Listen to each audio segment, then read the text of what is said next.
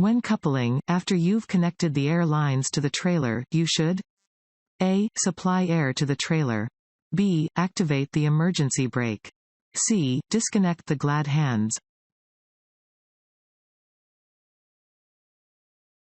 A. Supply air to the trailer. Correctly following the steps to couple and uncouple trailers is vital to safely operating a combination vehicle. After connecting the air lines to the trailer while coupling, you should supply air to the trailer.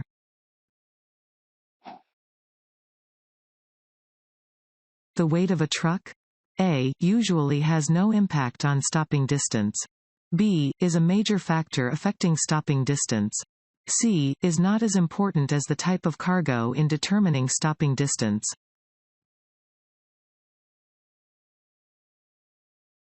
B. Is a major factor affecting stopping distance. A vehicle's weight is an important factor affecting its stopping distance. The heavier a vehicle is, the more work the brakes will need to do to bring it to a complete stop.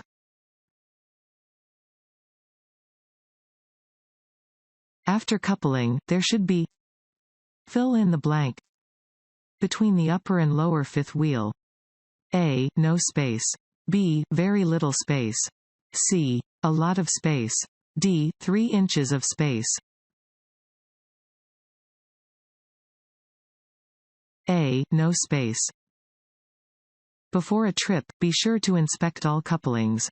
There should be no space between the upper and lower fifth wheel.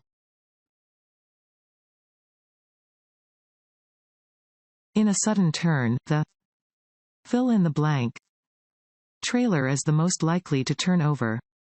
A. Front. B. Last. C. Middle. B. Last. When making a turn, be sure to steer gently and smoothly. Making a quick turn while pulling trailers is dangerous and can increase the risk of the last trailer rolling over.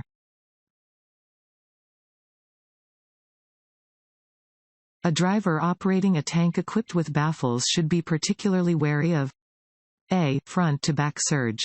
B. Side-to-side surge. C. End-to-end surge. B. Side-to-side surge. While baffles in a tank inhibit forward and backward surge, they do not prevent side-to-side surge. Surge to the sides can cause rollovers. Roads are especially slippery when it first begins to rain because A. Water is always very slippery. B. The fresh rain mixes with oil on the roadway. C. The water has nowhere to go. B. The fresh rain mixes with oil on the roadway. Roads are particularly slippery when it first begins to rain. The water mixes with oil drippings on the road that have not yet washed away, creating a slippery and dangerous mixture.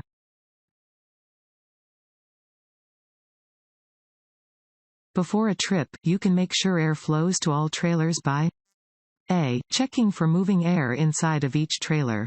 B. Listening for air at the rear shutoff valve. C. Feeling for air at the front shutoff valve. B. Listening for air at the rear shutoff valve. Before a trip, ensure that air in the air brake system reaches all trailers.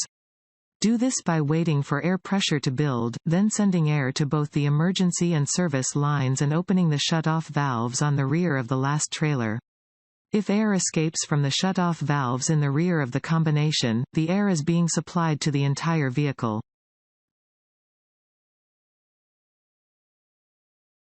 Your engine runs a pump used during the delivery of compressed gas. After delivery, you should turn off the engine. Fill in the blank. Unhooking the hoses. A. Before. B. After. C. While. D. Either before or after. A. Before. Unless your engine runs a pump for product transfer, turn it off when loading or unloading a compressed gas tank. If you do use your engine to run a pump, you should turn the engine off after the product transfer but before unhooking the hoses.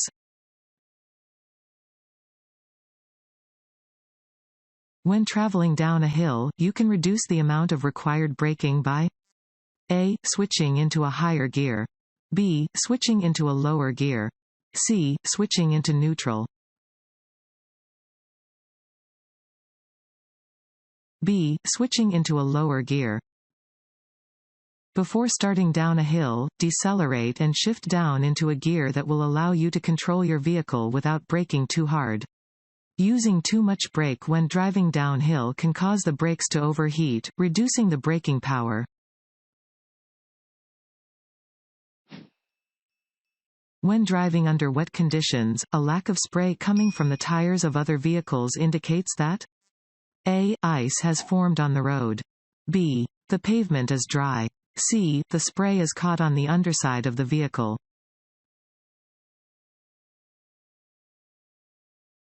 A. Ice has formed on the road. In wet conditions, a lack of spray coming from the tires of other vehicles indicates that ice has formed on the road. Be especially cautious when traveling under wet conditions in freezing weather. A Class 1 hazardous material is A. An explosive. B. Radioactive. C. Corrosive. A. An explosive. The first hazardous materials class includes explosives such as ammunition, dynamite, and fireworks.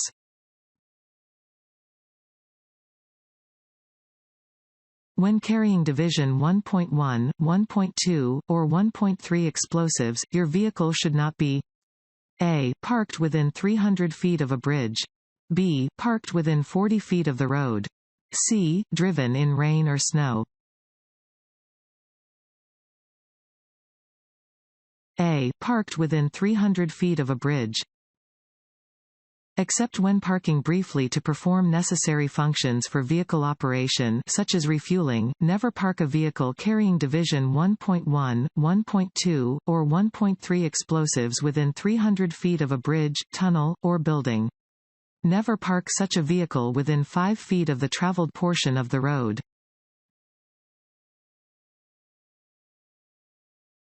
You are especially likely to encounter strong winds when A. Coming out of tunnels. B. Going into tunnels.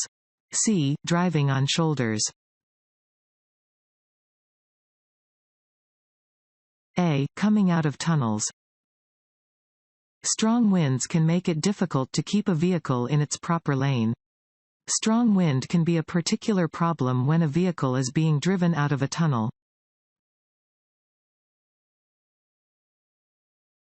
If a spill occurs from a tank vehicle you are operating, A. You may have to pay for cleanup efforts.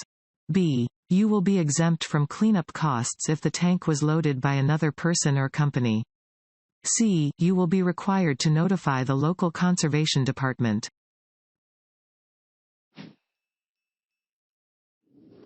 A. You may have to pay for cleanup efforts.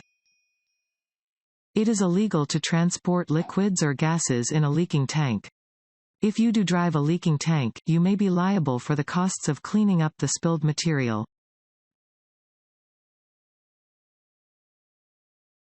Of the following, which is the most slippery surface? A. Ice that is dry. B. Ice that is wet. C. Wet pavement. B. Ice that is wet. Ice becomes wet when the weather is just warm enough to melt the ice slightly. Wet ice is much more slippery than ice that is not wet.